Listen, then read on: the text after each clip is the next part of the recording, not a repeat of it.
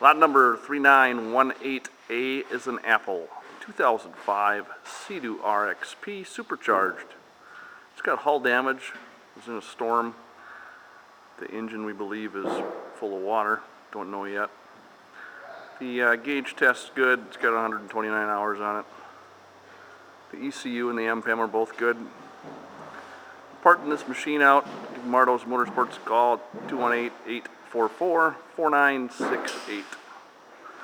Freshwater boat, Minnesota, local. Plug the key in.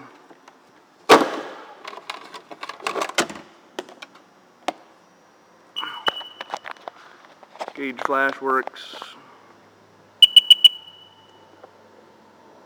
There you can see 129.5 hours on the gauge and on the machine.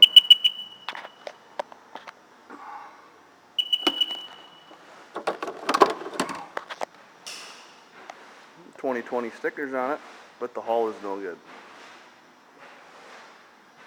Seat's in great shape, no rips, not faded much. Got banged in the rocks pretty bad. It's got a hole in the side of the hull there and underneath. All the way along underneath there.